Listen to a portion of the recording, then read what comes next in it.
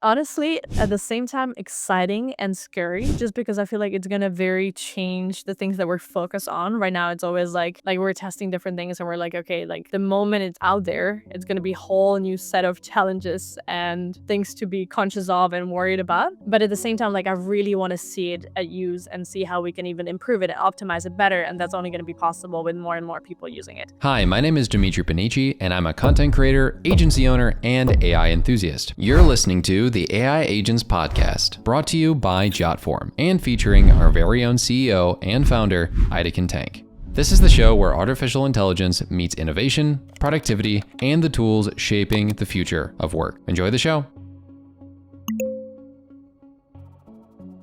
Hello, and welcome back to another episode of the AI Agents Podcast. In this one, we have Ina, the founder and CEO of Enough. How are you doing today, Ina? Hello. Thank you for having me. I'm doing great. How about you? I'm doing awesome. You're calling in today from the UK, right? Yes, from London.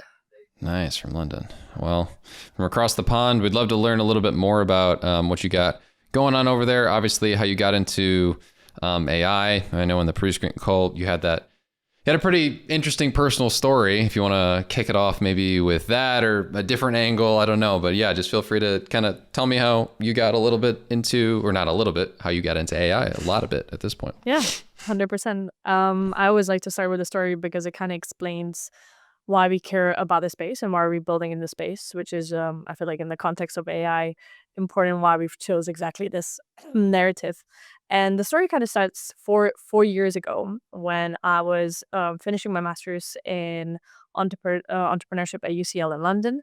And one night I went for a dinner with my friend. And when I was returning from that dinner through safe area of London around 10 p.m., I got surrounded and attacked by four guys that were trying to take my things. And now for the context, I'm a Bosnian woman. So naturally, my first response was like straight up, like, well, you're not going to be taking anything from me. Like, forget it. Like I immediately I thought is like, oh, like they think I'm a good target. Well, let me show them. But this is obviously like very much adrenaline speaking rather than anything. And Sure. it's definitely not the best way to think and handle that situation. But that's also gonna link to the why we're building what we're building as well, like from the adrenaline point of like decision making in the situation. But essentially, I then ended up getting dragged in the middle of the street while I was fighting for my things that were trying to take.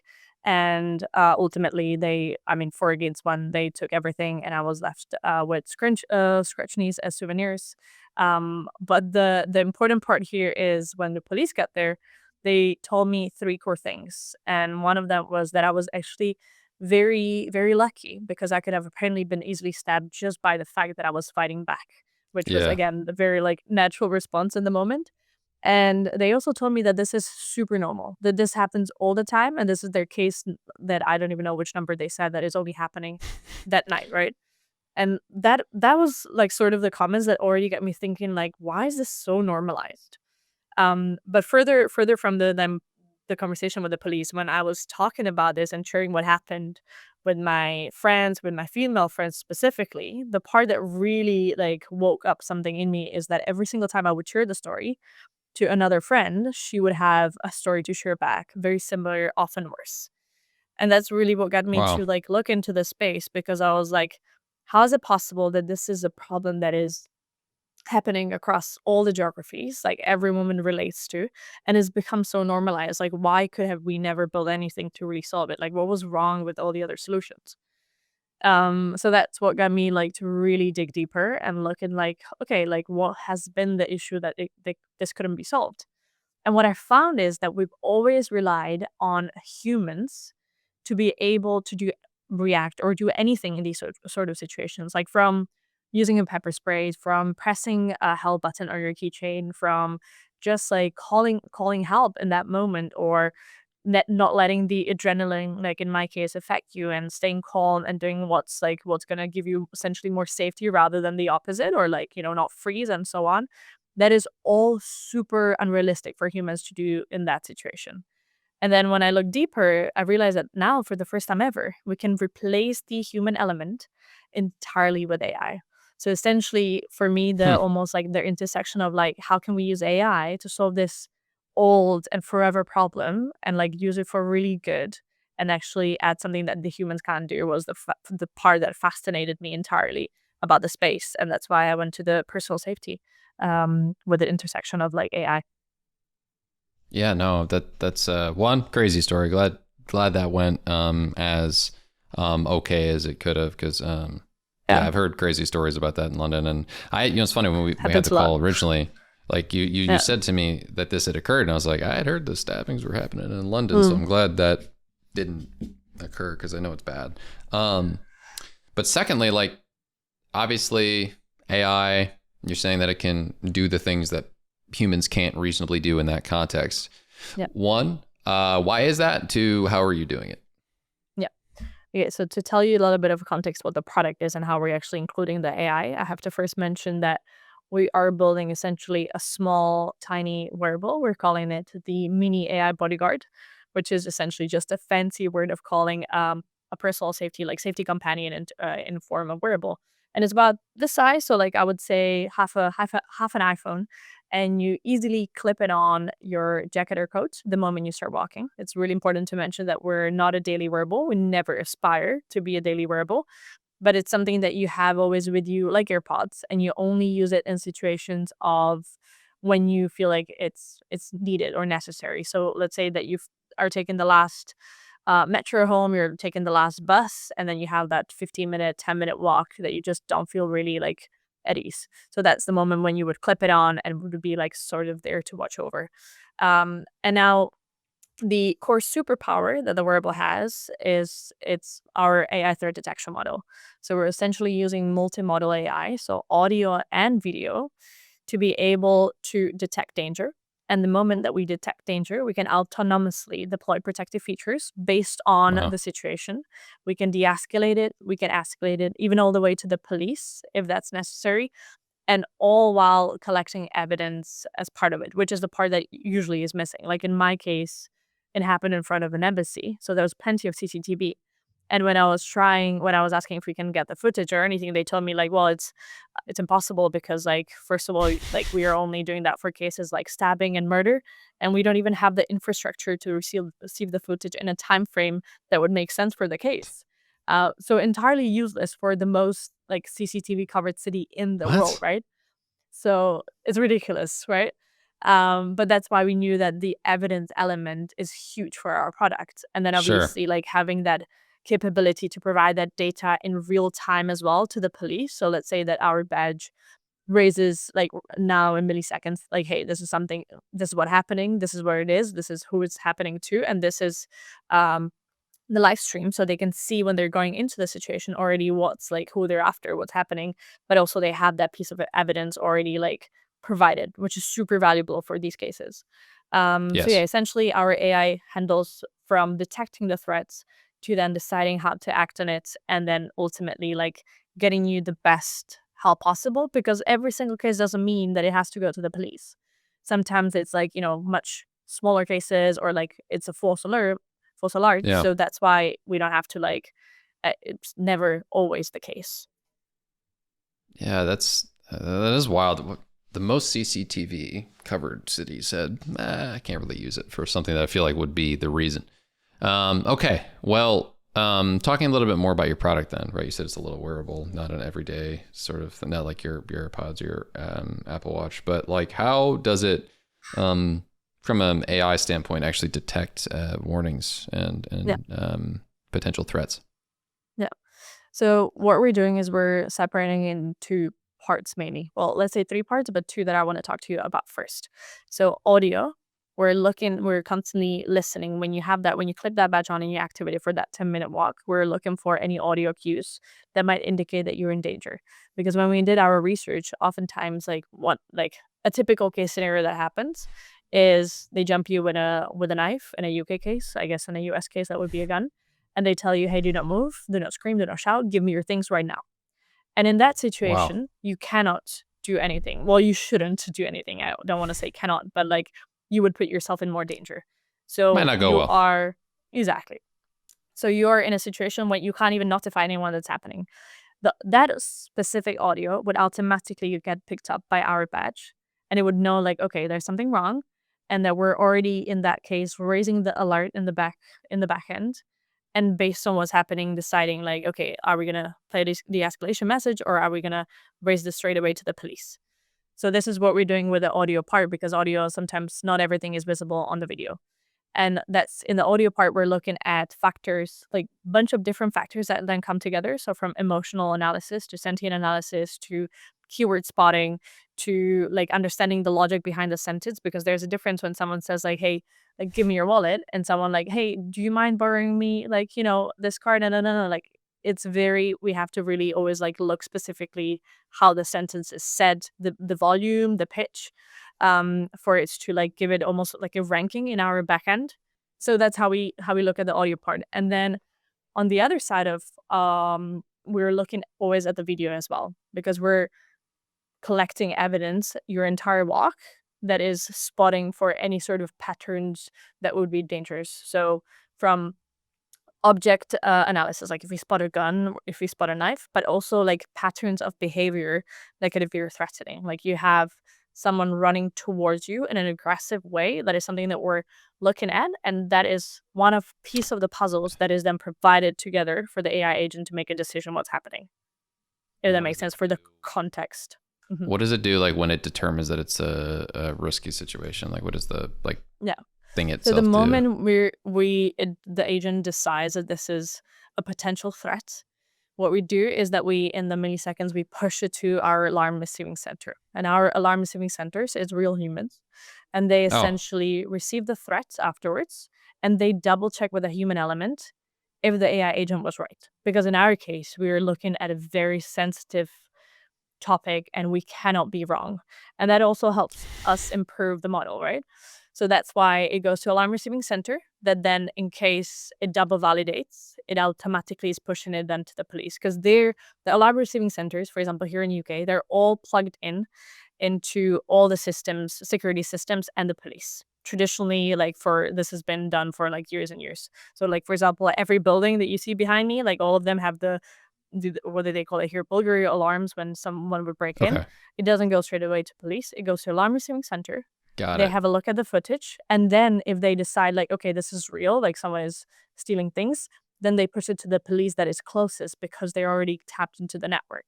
So that would be in our case. We have the badge on the person, something goes wrong, it raises the alert to the alarm receiving center, and alarm receiving centers are the people that do the work that the police is only responding. So they would be like, okay, she's here and here. The closest police officers that we know are 3 streets away, so we're contacting that police department and not like, I don't know, police department of Surrey in the UK context. So that's how it's then escalated in the bad cases, of course. Gotcha. Okay, that makes sense. Because I was like wondering, I'm like, I don't know how that would really go if it was like an auto police thing, but that makes more sense in that manner. I think And it's more just like as well to add on to that, because the more important, powerful part of AI is the fact that you don't have to manually press anything. Like the moment you had that knife in you and you're like, hey, do not scream, do not shout, like you wanna shout, you need to shout, but you shouldn't in that situation. So instead of you pressing the button, and we kept the buttons there still, because psychologically it just feels good that if you have the chance, you can hold tight onto the buttons. But the idea is that the badge, like, almost by its own presses its internal button to then push it to the alarm receiving center. hmm, okay. And when you're kind of getting into this, right? Obviously, like you had your story and everything. How did you necessarily go from one to the other? Like like we need to do something about this, and then like the R&D of it. Like how did that whole Yeah. process kind of go about? I think in my context, it was very lucky with like where I was at that point in my life. So I was just in the middle of that master's in entrepreneurship, which is like a 1 year crash course of understanding how to develop ideas and build solutions that actually people need. So really understanding the problems and how do we have that like problem solution fit, and also understanding how to then, if you have a solution that you believe is going to work, how to validate the market, how to validate, the hypothesis that you have to have sort of answering before you go full on to raise investment and go forward. So when that happened, when my story happened, I used the entire year to do super deep market analysis and everything. I talked to so many users. I talked to people using other solutions of the like buttons. Why it doesn't work? What would they need? Like so much data around the personal safety. Then I ultimately ended up writing a dissertation on it, which gave me like a whole 360 analysis of everything in the space on like why does this product solve the unsolvable before? And then when I had all that research, that was more like, okay, we're building this, let's do it. And then the second part was more like, okay, now we have a tangible product. So now we have prototypes. Let's test the things that we can now test with having the physical product. So we would run so many focus groups when we would give women the prototypes, be like, okay, now like, attach it to your clothing as you think it should be attached. And we would watch them like, figure out what's the magnet attachment, the clip attachment. And we, for example, saw details that we never even thought about, like a stupid example of, for example, the magnets, right? Like we have the magnetic attachment when you separate the magnet from it, and that's how you clip it on. And one of the girls was like, "Hey guys, but like I always wear like really long nails. I would be Hmm. worried that I'm gonna break them every time I separate the magnets." And obviously our core target user persona Probably is that women. female Yeah. between like 20-30, right? So we're like, okay, yeah, we Yeah. never thought about it, but that's important that we make it like an easy hook so you can separate it and not risk it. Tiny thing, but from a user perspective, very important part of like the whole user flow. Yeah. And same with like understanding why does having a camera inside of the badge matters that much to them? Like, what is it about the psychological reason of having like the evidence? And then we got to this whole like perspective that essentially, oftentimes when these things happen to women, even if it's like a super creepy, dodgy person looking at you weirdly, when they're retelling the story, sometimes they start questioning themselves if it was really that bad. And that's where the evidence was sort of part of them like, okay, there's someone else that can prove that this is what happened, and they can see like Yeah. how bad it was or like how bad the situation was. Even the very bad cases, sometimes you can't even explain to other people like how bad the situation was unless you have that evidence. And you can never be able in that situation also to pull out your phone and start filming because that's probably going to get you even in more trouble. Yeah. Um, Yeah.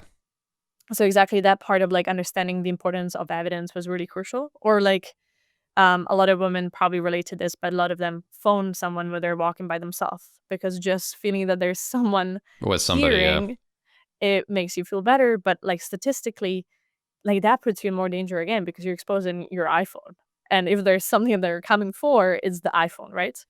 So this is all the elements that really, really needed to break down because like the problem of lack of safety is so complex that we needed to understand like what are the layers and how can we answer every single layer with a different feature to build a product that really makes a difference in this space. Yeah. No. Absolutely. And do you feel like the product is well, a couple things. Seems obvious like what the ethos of your company is, like just the public safety there for people who are in a situation like you. But do you feel like during the R&D process, um, anything maybe in your mind changed of what like an initial vision of what the company could be like? Like was there any changes due to that whole process you went through?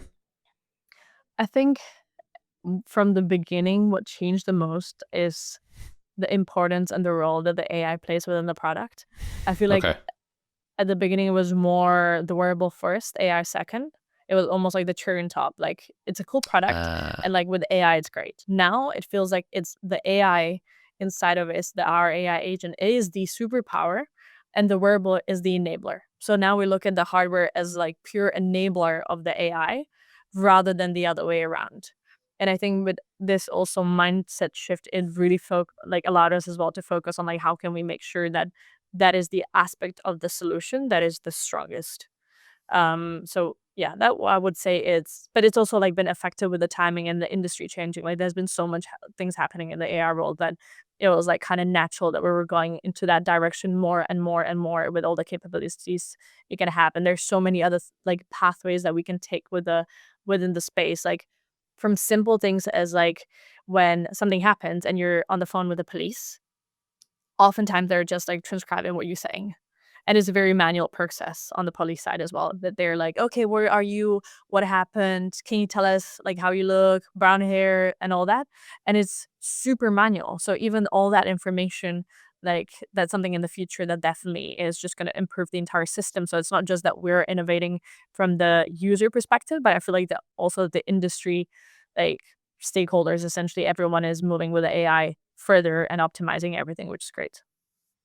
Yeah, and I mean, when you say transcribing, by the way, you mean like they're literally like doing this on the notepad? I mean, like out of the Yeah, so like when we were, yeah. for example, in the control rooms at City of London Police, like we were quite surprised how like manual that is, because like the people in the control room would be like listening, and as they're listening, they're like typing and talking, which fine, but like I think there's just a lot of things that are gonna get improved in that sense as well, which is great. Yeah, no, I think that's something that I noticed when I guess I've been working in just even I work in tech practically with what I do. And even there's people who are in tech that are like not using AI transcribers and stuff, which I find like fascinating. Like I find like fascinating that's not just the immediate thing, but I could definitely see the police being behind that Yeah. group of people way more even. Yeah, yeah, Yeah. for sure. So just kind of moving a little bit more into this as it's been how many months that you've been in development for this? How many months I've been building How this? many months have we been working on this in general? I think it's been now 3 years almost. Oh, 3 years. Okay, so about 30. Okay, Yeah, 30 months. 3 years, and I would And say like 2.5 full time. okay, got it. What has the experience kind of been from the standpoint of as AI As has it. evolved? Because you just, huh? Hmm. Yeah, As sorry, go on. AI, no, you're good. As AI has evolved, you just mentioned how like the AI was the part that maybe you hadn't considered the most. As AI has kind of improved, how has that impacted the products and made you adjust your way of thinking too? Because I'm guessing, reasoning models kind of came out this year. Mhm. If you're saying you've been doing it for the last 3-ish years, I'm guessing at the beginning AI decently rudimentary in comparison to now from a model standpoint. So I'm kind of curious how that kind of impacted the product from a functionality standpoint. 100%. I think there's been a lot of impact. Like I feel like our entire like almost AI architecture has improved so much, because we were just Yeah. starting with like very simple things, like for example like spotting keywords like from our data set of like things that would say, well, like that it could be potentially dangerous situations. Now the option for us to combine that multimodal situation, that we have like a video and audio, but not just that, but we have that AI agent reasoning behind it, like that has just improved entirely the scope of everything that AI would be responsible in the product. And that it just adds like it adds way we're ready for more complex situations, because if you only had, let's say, audio and you were only purely looking at that, there would be a lot of context that you would be missing for that dangerous situation where you have that agent that sees the audio and the video part and can draw the conclusions.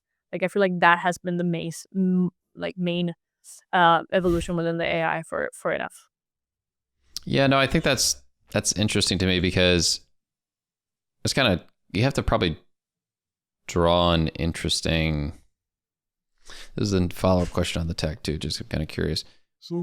It's got to be hard though, in the context of what's going on with reasoning models to analyze the situation fast, or is Totally. it not? Or how is that kind of impacted? Because obviously with reasoning models, it takes a longer period of time. So I'm kind of curious how you guys are kind of managing to do it in a timely manner. I mean, we're working a lot on the edge AI aspect as well. We don't have Okay. everything on edge right now, but there's, I would say, 20% right now that is on edge.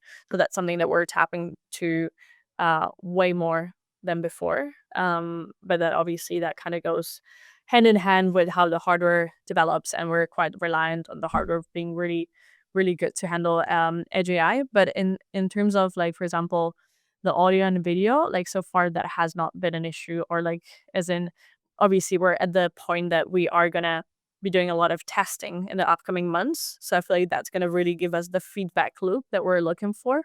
But ultimately, like the timing or the reasoning hasn't been something that we've been struggling with. It's more like us optimizing how much we can move as well on edge, because that's way faster. So, for example, we have safety words that you can use right now that would be automatically identified with our edge AI. So that's, for example, I don't know by how much, but way faster. And in those moments when it really matters, that's what we need to be super quick. Yeah. So Edge AI is not a term I had really heard until you just said it, but is it like a local AI type of So processing thing or?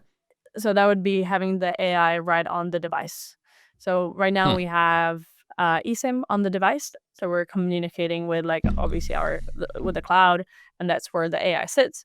But we have a small amount that is on the edge and making decisions way faster.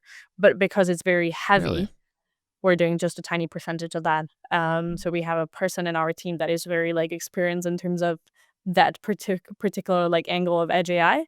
So we're constantly like optimizing and looking what more we can do there to make it even faster. Wow. Yeah. No, that's incredible. I didn't even know that we were starting to get there. It's not necessarily in my forte of understanding. So that's really cool. Is there anything else like that tech wise that you think would be kind of a unique thing that you're trying to do to, I guess, stand out? I don't want to say versus the competition because I'm not quite sure if there really is much Mm. at this stage. But just like other cool stuff like that from a tech side, because I thought that was really cool. I mean, from the tech side, what I would say, what maybe let's say personally, I find the coolest about the specifically our AI is that, and this is a bit more from the I would say commercial like user perspective, is that in our case, the more women wear the badge, it's helping us constantly improve the model. So the way we're like talking to our users about it is like whenever you wear the badge, even if something doesn't happen, but just you having and collecting the data is helping improve the model and essentially helping maybe protect another woman. So making the user feel like they're part of creating something that can be of help to someone else at a different point. So it helps also with the adoption, right? Because then you're thinking like even if something minor happens or if something happens, I would be able to then with this having had the badge, having had it on, improve the model. I'll have help the enough model be stronger and better. And that it feels like a collective sort of effort to make it even more efficient. So I really like that angle that it's almost like a node of these like data coming together, but it makes you feel like you're playing an active part.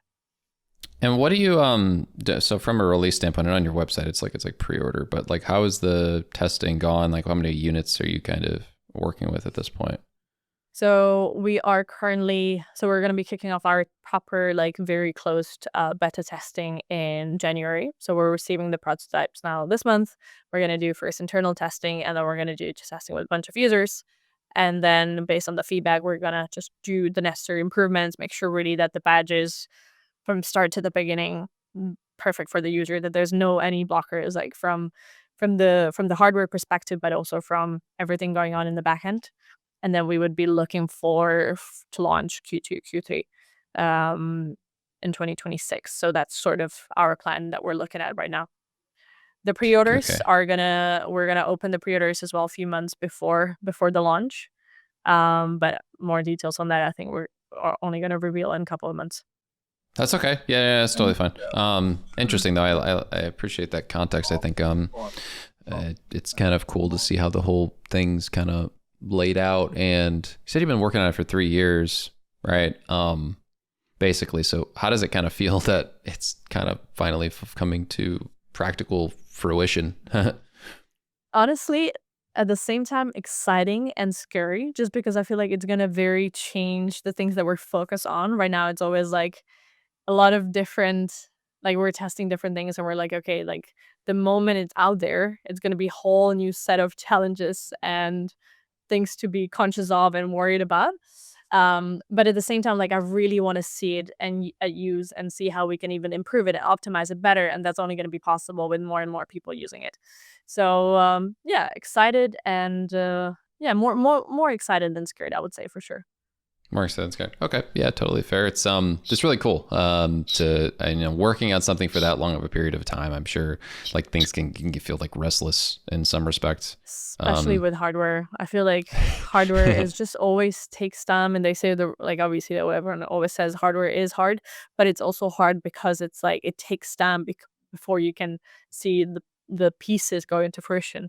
And that's the frustrating part that you've been working on so long and you're just like, I want to see it out there. I want to see it out there, but you cannot skip all these steps that have to happen before from the testing to just like, for example, the amount of time that we spend on getting the designs right. because yeah, one thing is the electronics and everything, but like you have to make sure the designs are very user happy, user approved, but also they work with our tech that we want to have inside, that they're also secure enough for the criminals, for the perpetrator side. So there's been a lot of different like steps that needed to happen that were so important before we can even get to the point of launch. So yeah, it's just lengthy hardware journey, but still very exciting. That's very exciting. What do you think is the been like the I know obviously long-term vision could be kind of a hard thing to get the answer on even before you start, but what is the long-term goal? Like what would you imagine in a perfect world kind of the company looking like in 5 years? Yeah. Yeah. I think for us it's always been like we want to see the badge, so our wearable, just being a no-brainer for everyday people's life. Like it's almost like we would always joke with the co-founders, like one day when you're on the tube and the girl gets off the tube and clips the badge, and it's just like such an automatic thing to do. I think that for us would be success. It's like almost it becomes this inseparable part of female's purse. Like you have the keys, you have the phone, you have the AirPods, and you have the badge. I think that's ultimately like that sort of integration as a no-brainer safety companion. That's something that we would want long term. Same as like Whoop now and Aura Ring have become like a no-brainers Yeah. when it comes to like everyone should be tracking their health, and they kind of change the whole way we look at as a health as not nice to have but must have, that you like know if everything is fine and that you are optimizing for your health with the data that you're getting. So I want to see the same for the personal safety. It's like thing that people like should always think of and should always also like focus on their personal safety and how can they optimize that. Yeah, no, totally fair. I think that's a really good thing to aspire to. It would be, I think obviously it'd be a big improvement on what we currently got. Just like a momentary over aggressiveness, or maybe a momentary, like freak out, and it could go poorly. I think without that, so it's really admirable. I know we've talked a lot about hardware. This is a product that our company and a show that talks a little bit more about software. So on a personal level, obviously you've interacted with your AI in that physical sense, but I always like to ask this question of founders as I close out the show. What is your personal favorite AI app or tool right now that you're using that's not your own one? My personal favorite AI tool that I'm using at the moment. Yeah. Mm, there's this one recently that I started using, I think maybe last week, but I've really liked it because it just like I feel like for my needs, it's very like the pain point that I have is super well answered by this tool. And if I'm saying it correctly, it's called Yapper AI. If I will have to double check, but essentially what it does is like I'm much better with my words than written form. So when I write emails, like I don't put too much effort into my sentences being I do like not. super well structured. So, like I hear it first and like I'm write it as I would speak it. Whereas my other co-founder he is text first and then spoken version. So his emails are super well written. And I'm just like I'm way more on the yapper side. So this is essentially like you would just yap your thoughts to this app and then it would write a very nice, sophisticated email through it. And I think that's just I mean, on a personal level, I'm a very much voice messages person, but I know that a lot of people find it frustrating when they receive a 2-minute podcast, 3-minute podcast from a voice message perspective. So I think this is something that it like kind of hit the spot for me. Very cool. Well, to close things out, tell everyone where they can go to check out what you guys are doing and be involved in enough. Yeah. So by the time this podcast gets released, we're gonna have a brand new website, our landing page, which is gonna be called Eno Badge, Okay. ENO, badge.com, and that's where you can read more about the product. You can see all the details, as well as you could sign up for the waitlist so you can get notified the moment we launch and the moment we open the pre-orders. And at the same time, follow the journey and stay close with us, you can follow the sort of behind the scenes of building an F and the Eno badge through my founder Instagram, which is under Ina, the lower dash founder. And that's more for the people that like to see the, the side things, not just the product, but everything going on behind, and the work that is being put. Absolutely. Well, with that being said, thank you so much for listening / watching this episode. Everyone who was able to get a chance to follow through to the end of the episode, please make sure to leave a like, comment, and also leave some reviews on Apple Podcasts and Spotify. That helps us reach more people like you who want to hear about cool stories like this one. Thanks for watching. See you in the next one. Thank you for having me. Ciao, ciao.